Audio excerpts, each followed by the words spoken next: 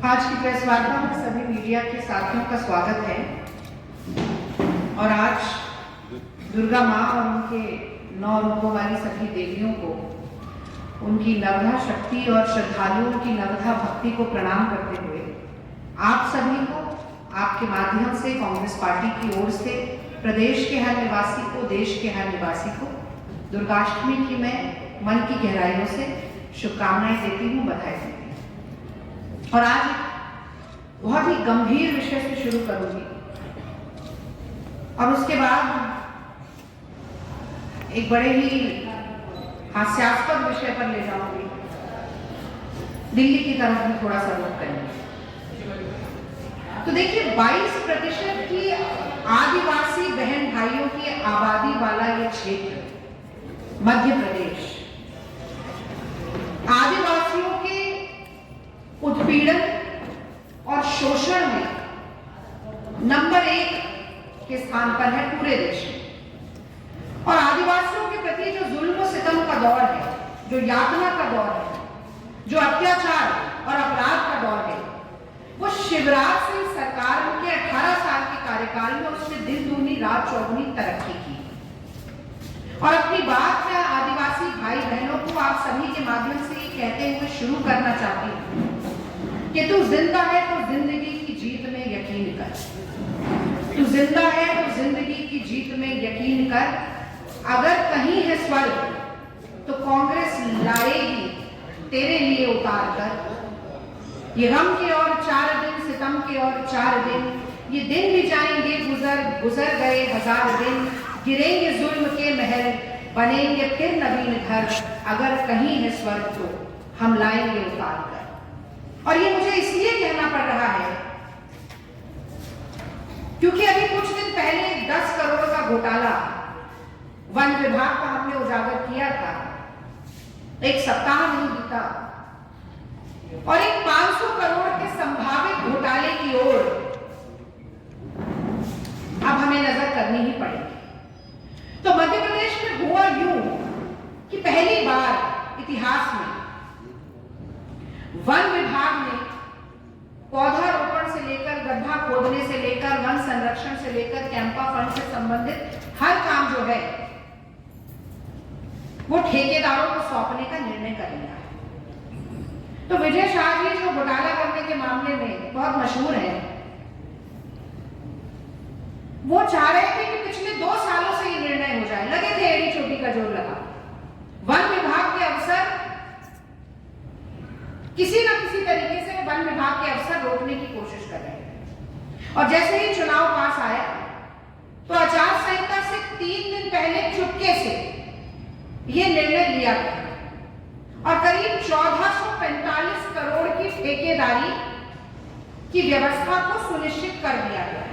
ये सारा काम जो होता था अब ठेकेदार करेंगे। तो इससे आदिवासियों को क्या नुकसान है, मैं आपको समझाऊंगा।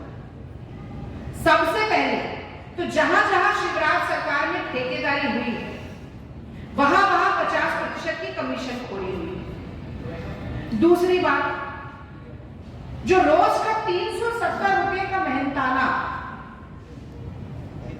आदिवासियों को मिलता है वो करीब साल भर में 50 करोड़ रुपया होता है।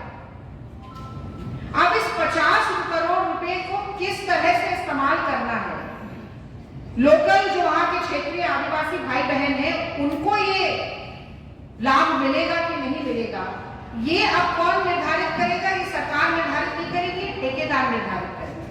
और जैसा कि आप सब लोग बहुत अच्छे से जानते हैं कि ठेकेदारी की व्यवस्था जहां पर आती है वो मुनाफाखोरी की व्यवस्था होती है, वो किसी के कल्याण की व्यवस्था नहीं होती। तो अगर कम में मजदूर मिलेगा तो बाहर से मजदूर लाकर के काम किया जाएगा। वहां के आदिवासियों का क्या होगा? उनकी जेब काटने और पेट काटने का काम शिवराज सिंह सरकार के मंत्री ने किया। और मैं बताना चाहती हूं कि इसी तरह की ठेकेदारी की व्यवस्था पूरे देश में 2 जगह पर और है। एक मोदी जी और भाजपा द्वारा शासित गुजरात में और दूसरी पिछली भाजपा की सरकार जो कर्नाटक में काम कर रही है। और वहां उन्होंने क्या किया? भाई सरकार जब तक ये ठेकेदारी की व्यवस्था नहीं लाई तो जब जो नया पौधा लगाया जाता था उसकी 7 से 11 साल तक की देखभाल का काम सरकार के जिम्मे होता था। जैसे ही ठेकेदारी व्यवस्था आई, ठेकेदारों ने कह दिया हम सिर्फ 1 साल की देखभाल करेंगे, तो 10 साल का जो काम है वो वन विभाग को करना पड़ा, पैसा ठेकेदारों को मिल गया, करोड़ों का नुकसान। और इसी की तर्ज पर मध्य प्रदेश में भी होगा। 172 नर्सरी ऐसी हैं जहां पर वृक्षारोपण पौधारोपण हो चुका है। अमूमन 3 से 4 साल यहाँ पौधे की देखभाल की जाती है। और अब जो ठेकेदार की व्यवस्था आई है, वो सीधे सीधे ठेकेदार वहां कह देंगे कि अब ये तो पहला काम हो गया, इससे तो हमारा कोई लेना देना नहीं।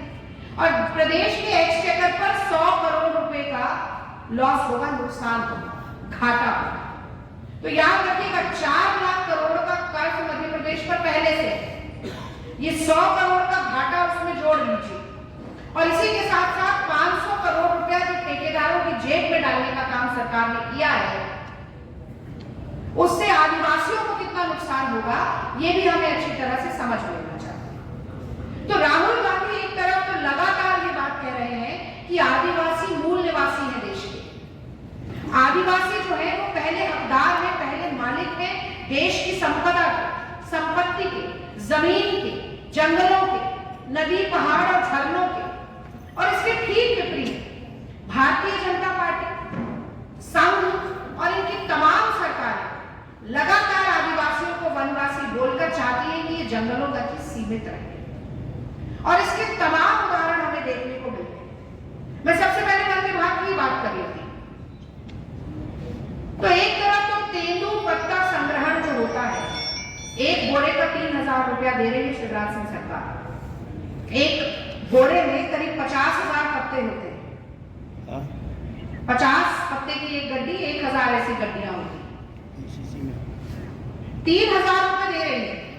छत्तीसगढ़ में कांग्रेस की सरकार 4000 रुपया दे रही है।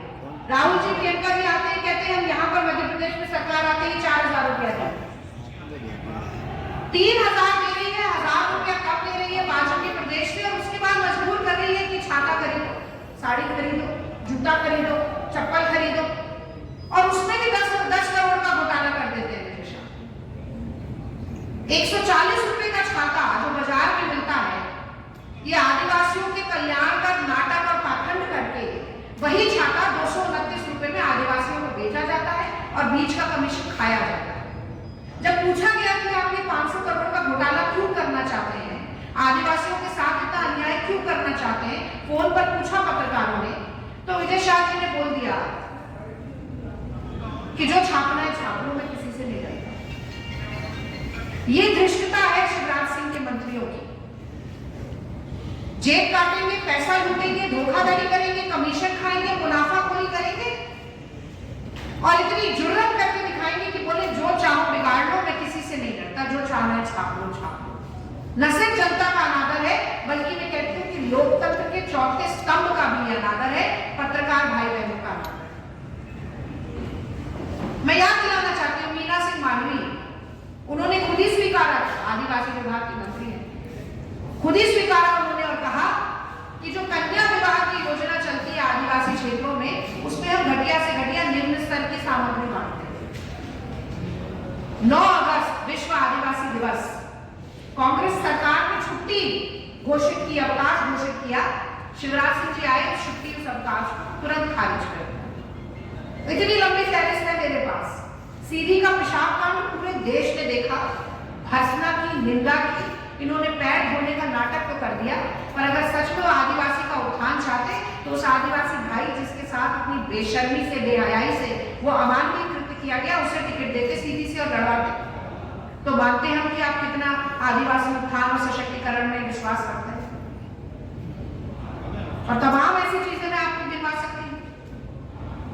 भाजपा मंडल के एक आदमी ने बरनू गौड़ को चप्पलों से पीटने का काम किया, विदिशा में आदिवासियों पर गोलियां चलाई, आदिवासियों के 3,22,000 पट्टे निरस्त किए गए, महू में आदिवासी युवती का रेप किया, गैंगरेप के बाद वीडियो वायरल हो जाता है, कार्रवाई नहीं हो पाती, कटनी में आदिवासी युवती का बलात्कार होता है, उसका सर कुचला जाता है, नाले में फेंक दिया जाता है, 3 दिन बाद लाश मिलती है तो पता चलता है, परिवार कहता रहता है FIR दर्ज नहीं होती, कहीं ट्रैक्टर से बांधकर आदिवासी युवकों को पीट रहे हैं, कहीं जूते की माला पहना रहे हैं,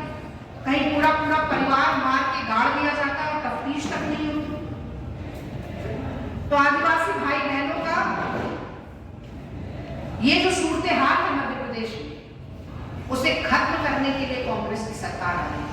और मैं आश्वस्त करती हूं कि एक नया युग, जैसा कि मैंने कहा कि अगर कहीं है स्वर्ग तो हम लाएंगे आदिवासियों के लिए इसी मध्य प्रदेश की धरा पर उतार कर। ये वादा आज कांग्रेस पार्टी आपसे करके जा रही है और मैं चाहती हूं कि 22% जो हमारे आदिवासी भाई बहन हैं वो शिवराज सिंह सरकार को जल्द से जल्द बाहर करा।